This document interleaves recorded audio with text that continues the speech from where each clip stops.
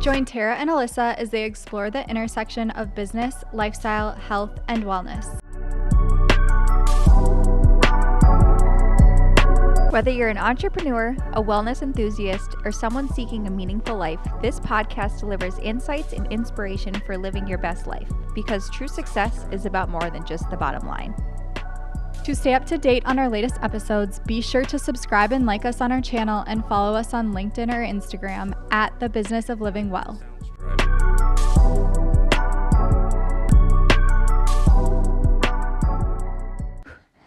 Hi guys, welcome back to The Business of Living Well. This week we sit down with Glen Stevens. He is a former pastor and now turned into the mental fitness guy. He does a lot of executive coaching, some keynote speaking with it, and he just had a lot of good information that could essentially help anyone. Yeah.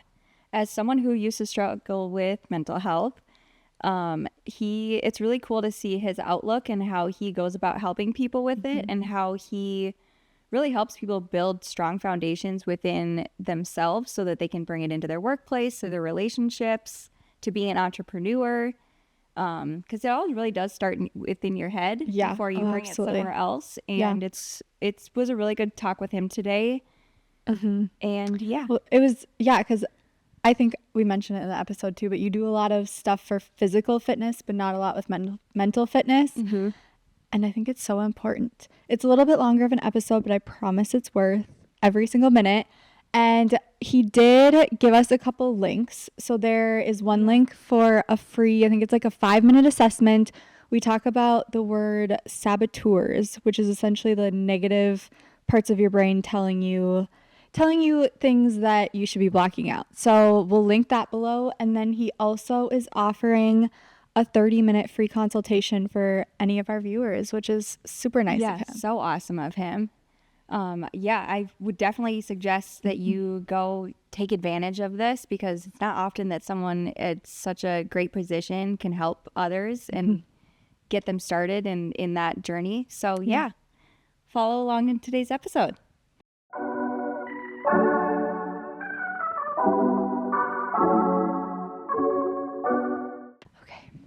Okay. Glen Stevens, welcome to The Business of Living Well. Well, it's great to be here. Thank you. Thank you for joining us. You are a mental fitness guy. Yes. A keynote speaker. An executive coach. Yep. And overall, a very motivational person in our community. Thank you. Yeah. So, okay, let's kind of just talk right away about, so you were a pastor before. That's correct. And now you have the mental fitness guy. That's Can we right. talk about that transition a little bit and what inspired it? Yeah, that's a fun story. So I was a lead pastor for 23 years. I was 13 years in Albert Lea, Minnesota, and then 10 years here in Fargo. And the way it went, so I was pastoring, and another pastor was in between churches, and he was attending our church, and he was further along in his spiritual journey in like being sensitive and listening to the Holy Spirit. And I said, hey, I'd love to be discipled by you, to learn more about that. Like, I feel like you are further than me, so would you do that? And we would get together and pray, and he would like teach me a few things. Well, I was in a prayer meeting with him one day, and he had a sister-in-law from Lincoln, Nebraska, who was in town as well. And when we were praying, she goes, I've got like this vision, I think, is for Glen. And she goes and talks about this curvy path with lush green forest on both sides and a brilliant light shining on this path, which she said was the glory of God. And God's inviting you to get on this path. And I asked a few questions, and then she would see a little bit more. About a half hour later, I had 4 pages of my Moleskine note, like just notes and stuff. And I walked out of that prayer meeting going, I think God wants me to transition and do something else. What? I don't know for sure. And so I didn't know what I would be doing, other than I knew I was supposed to transition. So when God tells you to do something, I'm a big fan of like, do it. And so I mean, it wasn't flippant at all. I prayed about it, talked to people about it, things like that. But then I decided I need to make that change.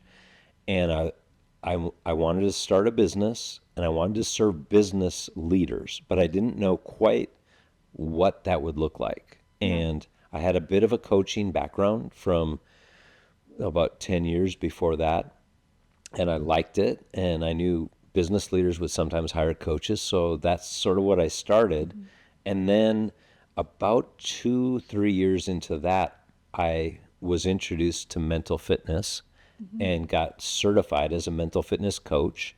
Positive Intelligence is the company in San Francisco that does that. So what I found as I was doing coaching is people were really curious about how do I optimize my brain for peak performance, for managing my stress, for building healthier teams and relationships, and avoiding burnout, things like that. So that's really where I've turned to focus on helping people rewire their brains so they live better lives. It's so awesome. I love that. Yeah. In your change and in your transition, was there any resistance like internally or externally? And how did you kind of overcome it if there was? Yeah, that's a great question to ask. And I didn't have any. It was like God had prepared me. I wasn't looking to leave. I wasn't like not enjoying being a pastor. But I had, years earlier than that, I'd gone through some training with some young pastors who were mainly church planters, and they were cool and they were hip and they were young. I was older and not cool. So I was like, it'd be fun to do what they're doing. And I didn't think I would get to do that because I had these limiting beliefs like, you're old and you're not cool. And I verified that with my kids. I was not cool. Yep. And so I decided I was like, I'm going to be a cheerleader for these guys. And I'll be like their big support system on the sidelines and just keep on doing what I'm doing. But I had this like desire in me to go be entrepreneurial in the spiritual realm as well as outside of spiritual things. So when this vision happened, for me, it was like, I think now's the time. Like there's been this stuff and I thought I couldn't do it or wouldn't get to do it. And God's saying, don't believe your limiting beliefs. I want you to do this now. So when I went home, my wife was like, about time. She and I were the only people who really knew I had that little itch inside of me. Yeah. And people didn't understand. They didn't understand why I would do that. But for me personally, there was zero resistance. And I didn't have anybody come after me hard because I would explain. I did a really intense job of trying to communicate what was going on and that it was a positive thing, not a negative thing. Yeah. I'm sure your excitement just kind of shone through you and probably got other people excited too, which is super awesome. I think that's a good reminder too, you should always listen to yourself, and the outside noise is just noise. What you have on your heart is what's most important, or what God has put on your heart is what's most important. Right. Yes. And when I've learned now with the mental fitness work, when you're feeling pressure, is like there's this uncomfortable pressure pushing you, that's usually that's a sign that it's probably not God, and it's probably not your like heart of hearts. It's probably some expectation you're feeling from somewhere that's pushing you. And when you're following, I think, the Spirit, and when you're in like a flow state, you're not feeling pushed, you're feeling pulled. Yeah. And it's not this like, it's joy. It's like, wow, I get to do this. Yeah, that's awesome. And I like that. How do you define high performance under pressure? Yeah.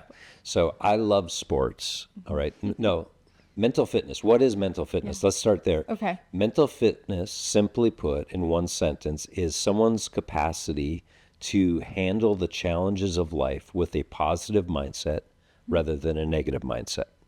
And so sports, I think, is a really great like arena to see that because it's so public and things. But when and let's say it's March Madness when we're recording this, and I like basketball, and it's the end of the game.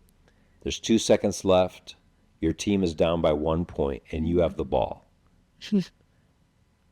Or it's the Super Bowl. You're a place kicker. There's 2 seconds left. Your team's down by 2 points, and you have a 50-yard field goal to either win or lose the game. In that moment, if you are able to embrace the moment with a positive mindset, so you're not feeling afraid, you're not feeling tense in a way, you're just like, oh, I get to be here, I get to do this, isn't this awesome? And you go out and do your best. You may miss the shot or the kick, but your mindset and you delivered, you gave your best effort, and there's no regrets. That would be a great example of high performance in a stressful situation or a high stakes situation. In the business world, that's sometimes a really critical meeting with a prospective customer or a crucial conversation with a coworker or a really important deadline that you have to hit that you're working on. And being able to, in that moment, rise to the challenge and meet it with joy and with all you've got, rather than shrinking back or choking in the moment, that would be like the difference. So it's that ability to, with a positive mindset, embrace whatever's in front of you and going for it. So where do you even start to become mentally fit like that? Yeah. Well, that is a really good question. That's what I do. I help people do this. And it's actually simpler than you maybe think. Yeah. But so I've got a framework, the 4-step framework that I use. I don't know, now is as good a time as any maybe to sort of unwrap that. Yeah. Okay. Go ahead. So what I would say, I call it being an I can person. So I can is an acronym I'll use. I stands for inform yourself of how you self-sabotage your own success, relationships, and happiness. And we all sabotage our own success, relationships, and happiness every single day. So what is important is to see, how do I do that? In my work, we call this your mental saboteurs. So we all have saboteurs. They show up every stinking day and mess with us. And so it's getting in touch with, well, which saboteurs bug me the most? And how do they affect me? How do they affect the people around me? That's step one. So inform yourself. And the second step is see, well, once you have self-awareness of your saboteurs, well, now you catch them in the act. Like, I don't know if you've ever heard of the 1 Minute Manager. In the 1 Minute Manager, they recommend like a boss walking around and catching people doing something right and then give them a 1 minute praising. Yeah. Okay, this is like the inverse of that. It's catching your brain being bad. Okay. And The negative thoughts. yeah, negative thoughts. So when your brain's being bad, you're having stinking thinking. So you're having negative thoughts, that inner critic, and it's usually lies that you're believing. And then it creates fear and other negative emotions. So your emotional dashboard, if you're feeling those negative emotions, okay, a saboteur's messing with you. So the more quickly you can catch that, you like notice it's becoming self-aware of, what am I feeling right now? Am I tense? Like, is my neck tense? Is my stomach churning? Am I feeling panicked or whatever? It's oftentimes we just don't even know that's happening. We're so used to it. And so you catch your saboteurs and then label what's happening as saboteur. So one saboteur that everybody has is called the judge saboteur. The judge finds fault. What's wrong with me? What's wrong with you? What's wrong with this situation? Yeah. And it creates negative emotions like, I can't be happy today. It's not sunny out, or Right. I can't like myself. I made a mistake, or whatever. And so you catch that and you label it. Go, oh, I see you, Judge Saboteur. I see what you're doing to me right now. I don't need you on this one. Go sit in the corner, right? So that labeling is so simple, but unbelievably powerful because it exposes the lie and it robs it of its power in our system, in our thinking, and in our relation. It's almost like, oh, I don't have to feel bad about myself. Right. Good. Okay, let's move on. I like not feeling bad. And so that's C, catch. And then A is activate the part of your brain where you do your best work. It's like we have two brains, okay? Your brain's either your best friend or your worst enemy. When it's being your friend, I call that your sage brain. And when it's being your enemy, that's your saboteur brain. So we get stuck. We have neural pathways that go to either brain. When we get stuck in the cul-de-sac of saboteur land, that's when we're having all these negative emotions and stinking thinking and things aren't going very well. Well, when we're there, we have to activate. It's like you catch it. Now, I need to get to this other part of my brain where I do my best work. It's your right hemisphere, middle prefrontal cortex, and there's something called the empathy circuitry of your brain. So you need to take different neural pathways. And in order to do that, you need to stop, calm yourself, and use new neural pathways. Almost tell your brain, okay, go to where you can be empathetic now.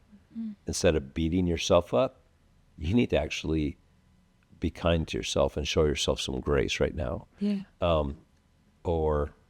And then the last one is N, is you neutralize then. Now you've activated that part of your brain. You neutralize the saboteurs by using, there's 5 sage powers, and you use those powers to create positive outcomes. So, I quickly went through that system. When I'm helping people install that system into their brain, the research is about 6 to 8 weeks is how long it takes to actually install that operating system and like upgrade your brain. Yeah. And you just need to get 1% better every day. Yep. It's a lot like if you want to get physically fit, you're probably going to have to work out on a regular basis for 6 to 8 weeks. And all of a sudden you'll be able to feel the difference in your body. It's the same for your brain. Okay, yeah. I love that. I think people put such an emphasis on the physical health. Yes. Yeah. And not always on the mental health. They do. I was talking to a CEO maybe a month ago, and he's like in a group meeting with his team.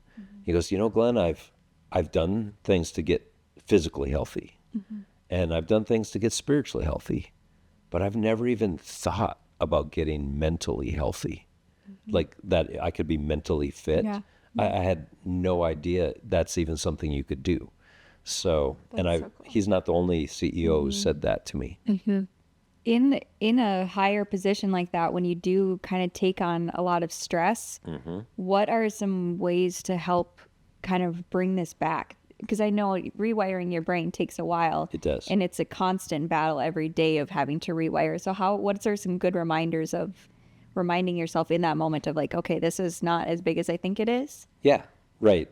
So that stress, stress is a friend for a millisecond.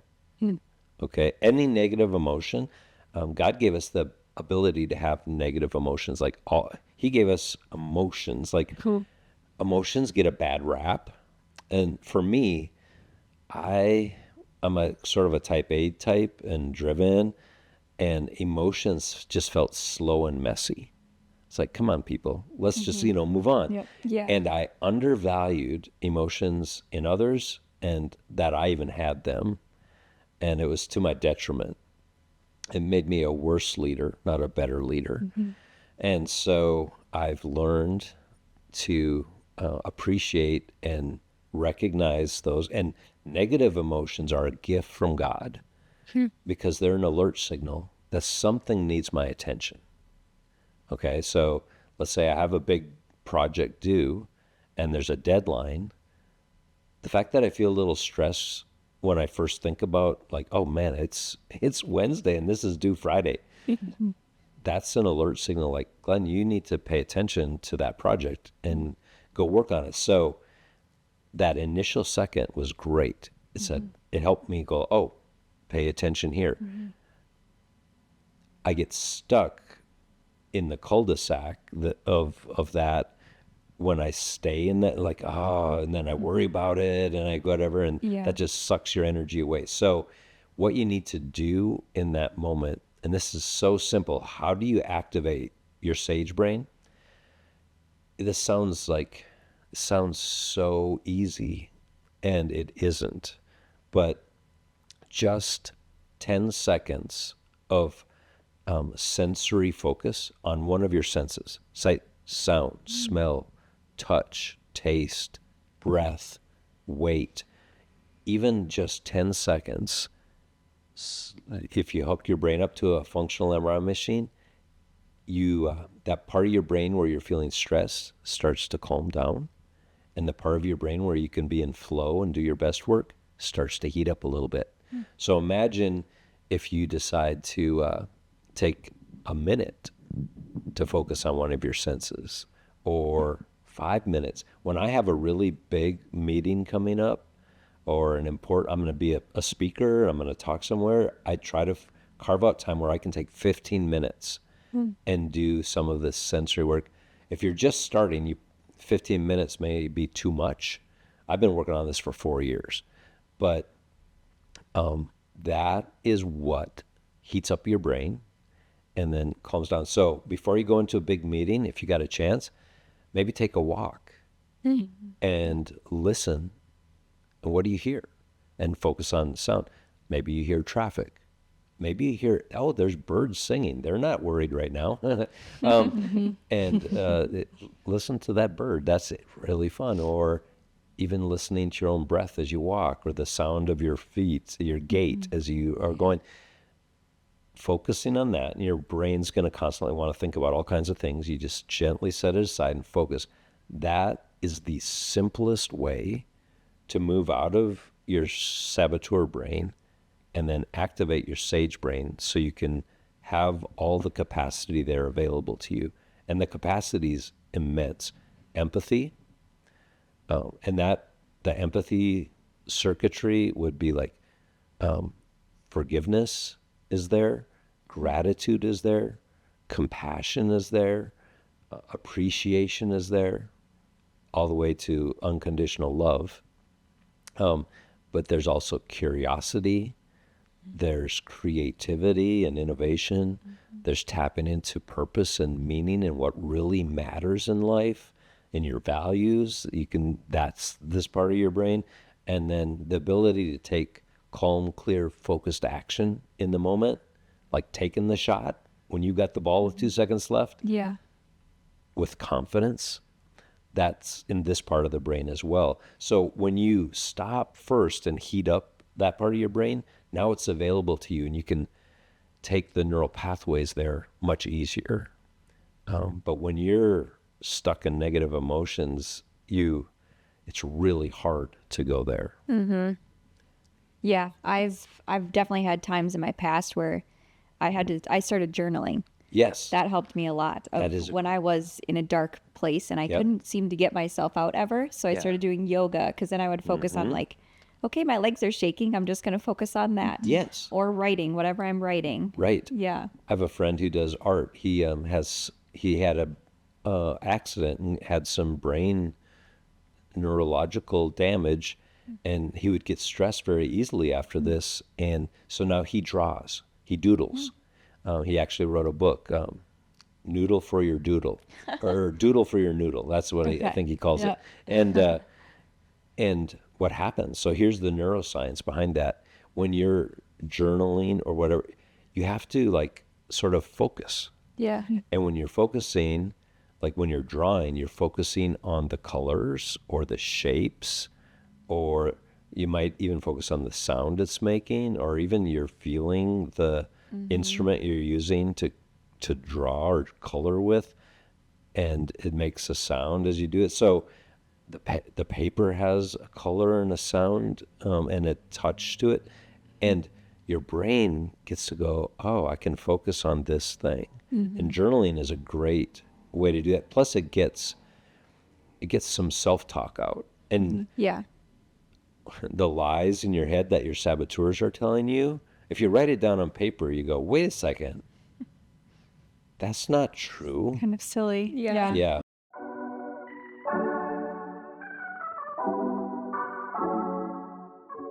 Well, we were just talking about what we can do to prepare prior to any high stressful situations. Yes. A question though for you, what happens if I'm up on stage giving a big speech, or I'm in a boardroom and I'm nervous at that point? Is there any little things to pop me out of that little circuit? Yeah, there are definitely things you can do, and I would say, but preparation is key. So I love the saying that success is when opportunity meets preparation. Yep. So again, if I have a couple of friends who are in my Bible book club right now, who one's training for a marathon this summer, the other is for a Spartan race later on this, I think, fall. And they are training every day so that when that moment Yep. comes and things will happen in that moment, they're ready for it. So they're doing the training now. So if you haven't done any training and the thing happens, there are things I'll mention that you can do, but it's way better to go, things are going to happen. Right. So I should start training today and just get 1% better and stronger mentally every single day. And that is, so preparation is key. So doing the mental, like the sensory perceptive stuff, I call those PQ reps, for positive intelligence quotient. Just starting to do those and doing them every day. I work them a habit stack in the morning with routines. So I have certain routines where I'll do just a 10-minute, not 10 minute, a 10-second, just 10 seconds when I get in the shower and feel the water on my head, or I'm waking up and I focus on my breath for 3 breaths before I get out of bed, or I'm walking across the floor and I focus on the feeling of the bottoms of my feet as they hit the floor. Like I brush your teeth, focus on the feeling on your gums of the brush. Like you find little things like that to focus on. I like to do pour overs in the morning when I'm at home, and the first hot water on the coffee grounds creates a little bloom, and I just watch the bloom, come up, and so I build these little simple 10-second bursts of mental focus into habits that I already have established. So you could do that to prepare. Okay. So in the moment, my go-tos are, there's 3. One is, like, if you've informed yourself of what your saboteurs are, you know which ones are going to mess with you when you're on the stage, and which ones are going to make you feel nervous or freeze or whatever. And so even like being ready ahead of time. So that's a preparation piece to go, okay, my judge is going to show up while I'm talking. Somebody's going to yawn, and my judge is going to say, see, you're boring. And then I'm distracted all of a sudden instead of staying focused. So I'm ready, and I go, well, see, Judge, get out of here. So I don't say that out loud, obviously, but I'd say it in my head. And now I've labeled it and stole the power. It's like, that person maybe was on a trip to Puerto Rico and had an early middle of the night flight, and now they're just tired. They're not bored. They're just tired. Yeah. Or, so that's one, is know your saboteurs and just be ready to go, oh, get out of here. Yep. Because they're lying to you. You're making stuff, it's making stuff up that isn't even true. Yeah. And when you know that, it's like, oh, that's a real relief. Second is I love rubbing my fingertips together and doing it with such attention to that feeling. I can feel the ridges on my fingertips. Yeah. And I just, so when I'm talking, if I'm feeling a little nervous, I'll just start rubbing my fingertips together. Oh, that's cool. Nobody even notices. Right. Yeah. Okay. But I'm still engaged. I'm still talking, and I'll do that. Or maybe I will take just a deep breath and then move on. So I focus on a sense. What this is, being present in the moment. Yep. The most stress-free moment you will ever have is the present moment. If you train your brain to be present in the moment. That's the hard part, is to be present. Because when you're like in a meeting, all of a sudden something happens, all of a sudden, well, you're worried Yeah. about what they're thinking, Yeah. or maybe something's going wrong, or maybe we're not going to get the deal, or and now I'm not present. Yeah. I'm actually in the future worried about something I have no control over at this moment, or I'm reminded of something in the past. It's like, oh, I made that mistake, or I should have done this or that. And so you can't change the past and you can't control the future. So the key is to bring your brain back to the moment. Tyler Roll was a coach at NDSU for a while, football coach. I interviewed him about leadership a few years back. And one of his sayings was, be where your feet are. And that was his way of saying being present in the moment. Yeah. You got to be where your feet are. I bet he used that and still uses that every day working with his players, because that's the moment. So when you're nervous on a stage, you're not in the moment right now. You're either back there or you're up here. Yeah. And you just got to call yourself back to the moment. And so breath, doing this, and then just knowing the stuff that's going on in my head, the head trash right now, I shouldn't believe that stuff. out, yeah. Call it out. Simple little things, easier said than done. Yep. But again, you know stuff like that's going to happen every day. So start training today.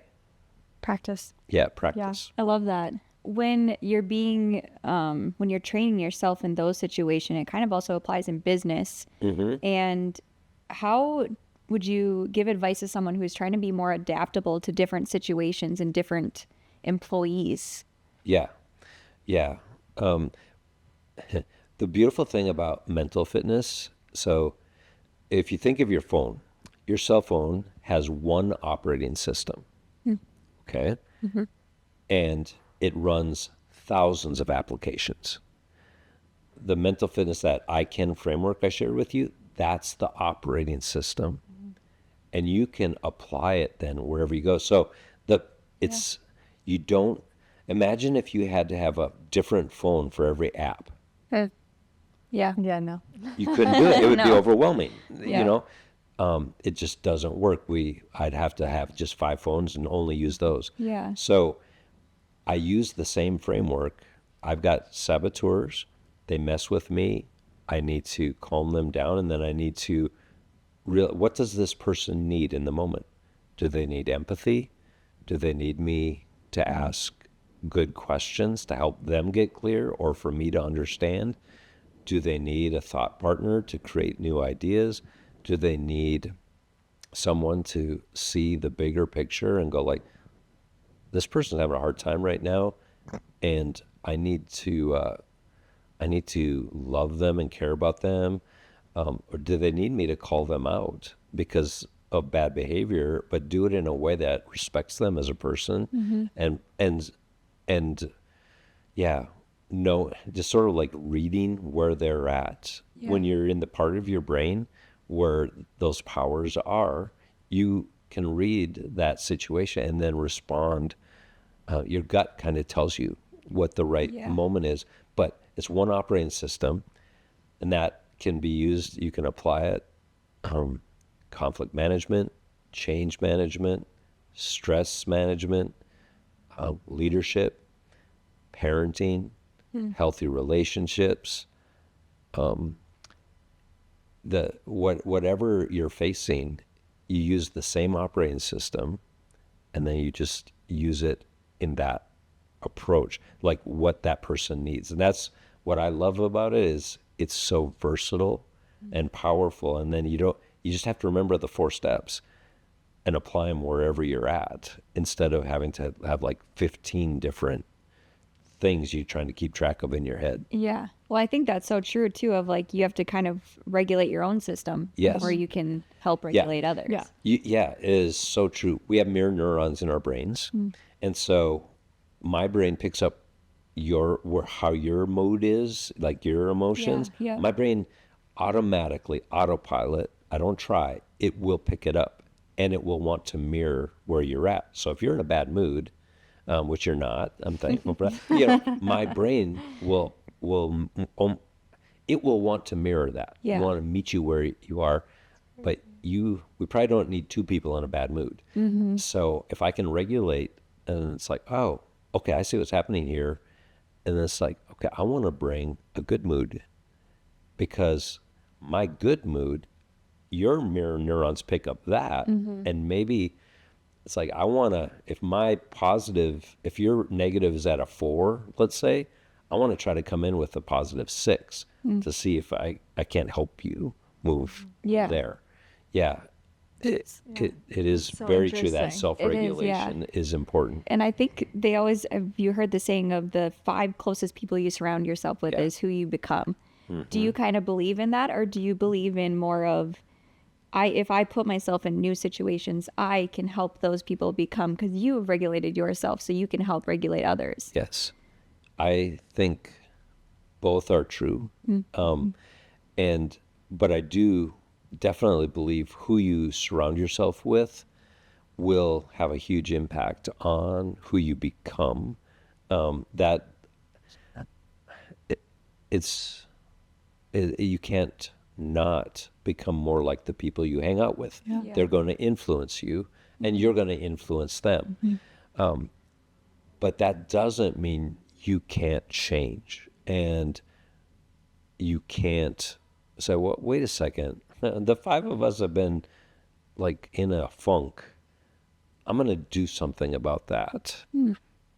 And you can't control other people, but that mirror neuron thing does mean I can influence other people. Yeah. And I definitely have 100% control of how I respond to the situation. So at the core of mental fitness work is something we call the SAGE perspective, and that's any situation or circumstance can be turned into a gift and opportunity. I like that. So That's cool. that is, it's like, okay, you notice like where things are at, and go, how would I turn this into a gift right now? Yeah. And just asking that simple question makes you have to think positively. And then you go, well, do I need empathy right now to turn this into a positive? Do I need curiosity? Do I need outside the box thinking?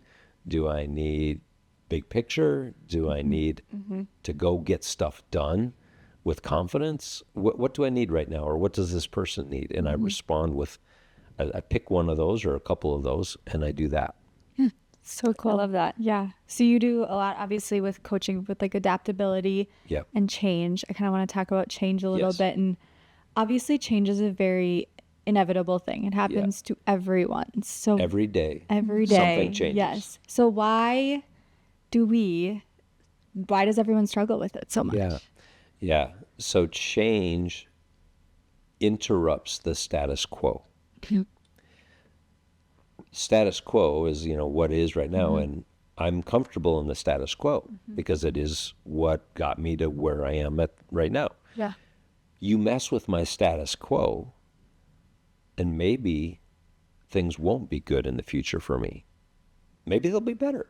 But our brain immediately, so our brain, those two brains, again, the negative emotions are not bad. They're a gift, but you only want to be there for a second. Kind of like think of a smoke alarm.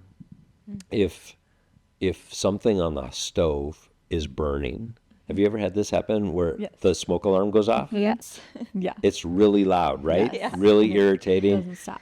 piercing, right? So the same thing to do in that moment is to go and shut off the stove, Yep. get the burning thing off of the stove, turn on the fan, open a window, and then go deactivate the smoke alarm. To sit, and even if you've done all of that stuff, but to leave the smoke alarm on and have that sound going all the time, like, that's very irritating. It's really hard to concentrate. Yep. It's almost impossible to have a meaningful conversation with somebody else, and it's exhausting. And that's what happens when we respond. So when change is started, I notice change. My brain immediately picks up status quo. Brain has two jobs. First job, keep this person alive. Second job, thrive.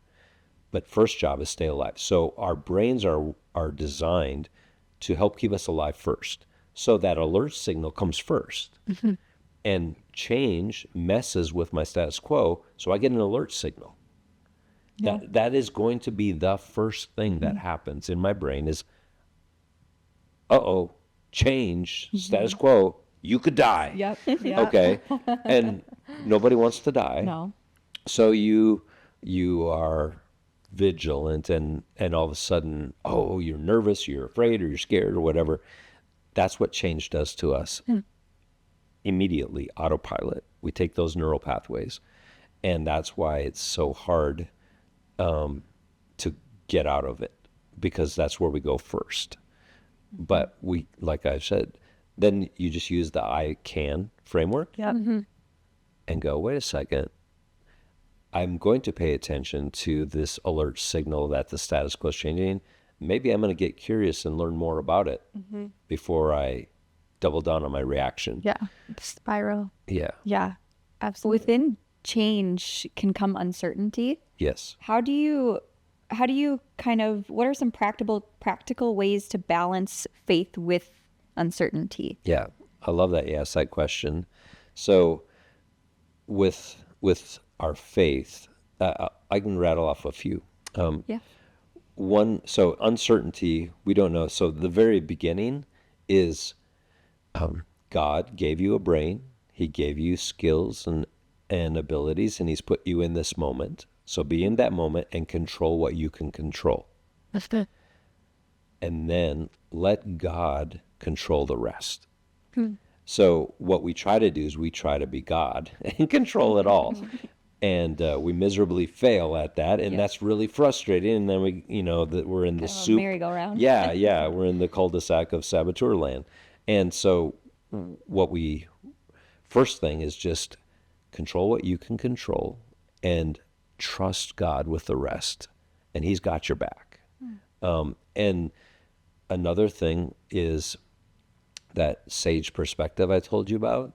So James said, count it all joy, brothers and sisters, when you face trials of various kinds, because the testing of your faith will produce perseverance. And so that's a reframe. Something bad happened, changes, maybe I lost my job because a company changed. Now, that's bad, but now my job is count it all joy. Well, the only way I can do that is I have to trust God knows what's happening. I can't control the future. And in the moment, I can say, well, how do I turn the fact that I got fired into a gift or an opportunity right now? And there are a gazillion ways you could do that. But all of a sudden now you start getting excited about, what would 6 months from now make me getting fired the best thing that ever happened to me?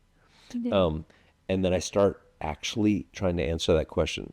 The bigger the difficult circumstance, the harder that is to do. And you may need time. Mm-hmm.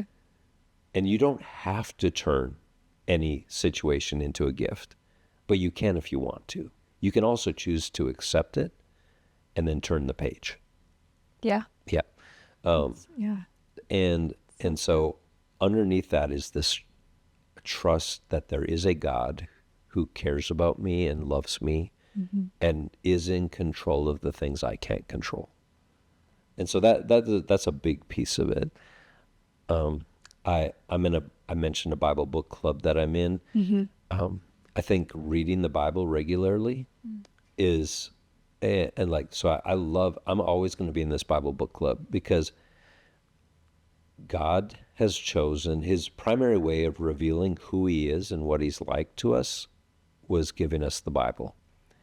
And so one of my spiritual heart tugs is so many people just don't know their Bible very well, and therefore they don't really know who God truly is and what he's like.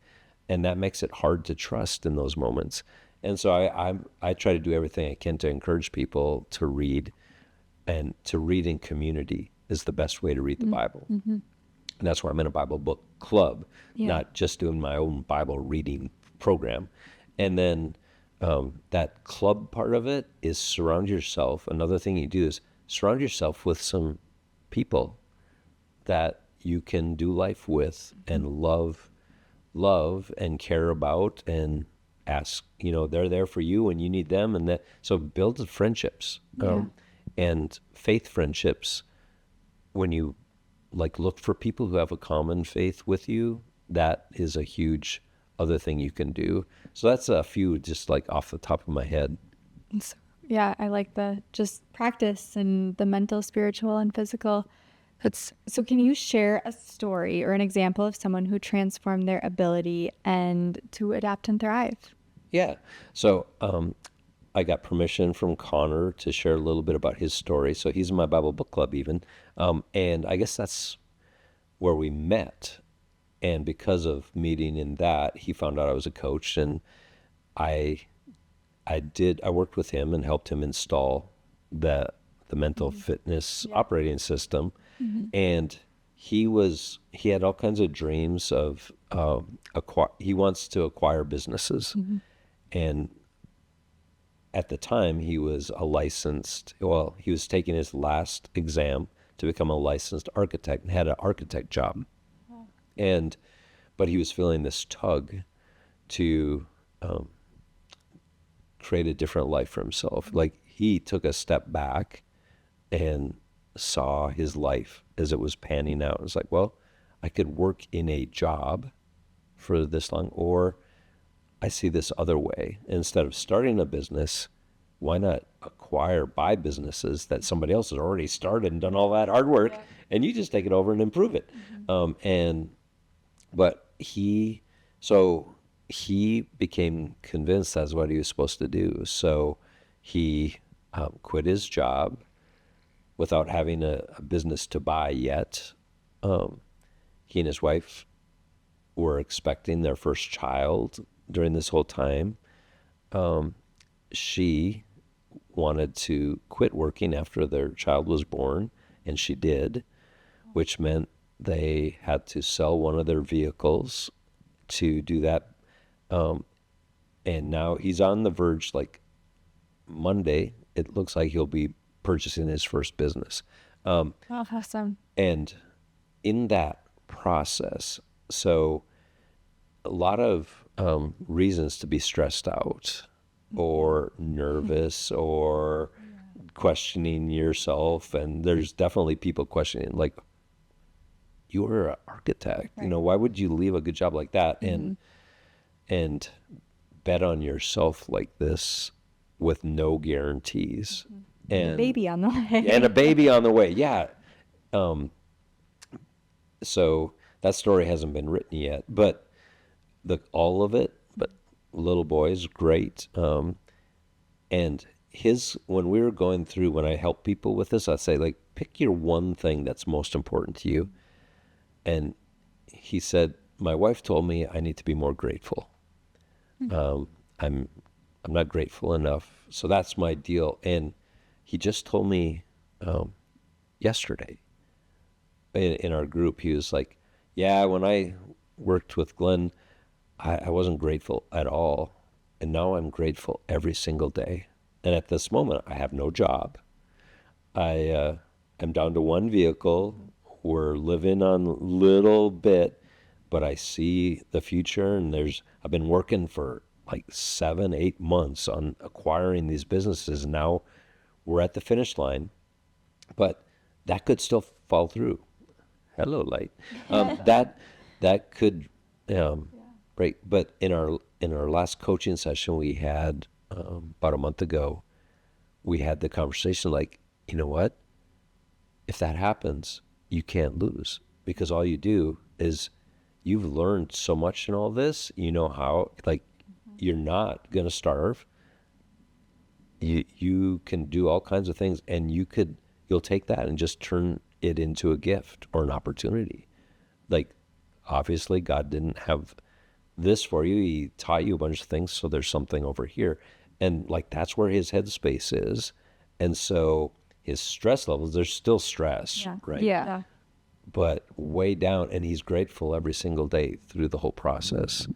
And I just think that's a great example of, he worked on his mindset because he knew he needed to be able to work with people. If he's going to buy a business and have employees and have customers, he would need to have good, strong emotional intelligence. And mental fitness helps develop your emotional intelligence. Yeah. And he wanted that. And what he's learning right now is he can apply that to himself too. And when you do, like, it's just fun. Yeah. Even if like it's taking longer than you thought it would. Yeah. That's amazing. So you were talking about one of your friends in your Bible study that has really kind of followed his heart and changed his life trajectory. Yes. What are some books, or what's a quote books that you look into or read when you are kind of wanting some inspiration, or your heart is trying to find some inspiration? Right. Yeah. Well, I'll name, I brought 3 with me because Okay. I knew you were going to ask me this question. So I love that. when it comes to mental fitness, the founder of that company is Shirzad Shamin. He wrote a book called Positive Intelligence. Okay. So this, it doesn't use the I CAN framework. Like, that's my own way of describing his framework. Yeah. And that's all described in here. So and these has some great stories in it. And then from a spiritual side, John Mark Comer wrote this book called Live No Lies. And the subtitle is Recognize and Resist the 3 Enemies That Sabotage Your Peace. And so he's a former pastor. Now he's a influencer, Christian thinker, author. And he gets into the neuroscience in here too, which I really like. So the spiritual battle. So what Shirzad describes from more of a scientific standpoint, the Bible describes as a spiritual battle. And I think like both are true at the same time. Yeah. And this really gets into that spiritual battle. And so the Bible in John's gospel, he calls our enemy, the devil, a liar and the father of lies. And saboteurs lie to people and want them to live in fear. And in John's first letter to churches, he wrote, God is love, and perfect love casts out fear. So it's like there's this spiritual battle going on, and this does a great job of describing that. And so when somebody has a common faith with me, that's a great book to talk about. And then this is a new book I've just come across that I'm reading right now. It's called The Dose Effect by T.J. Powers. And this gets more into like the brain chemicals of dopamine, oxytocin, serotonin, and endorphins, and the huge impact that has on your life, and how to maximize that part of your brain. And I'm really enjoying this. If you tell me where you're getting your dopamine, I'll tell you sort of like what your life is like. You need dopamine. You're going to go find dopamine. Yeah. Yeah. You want to get it from the right places in the right way. Yeah.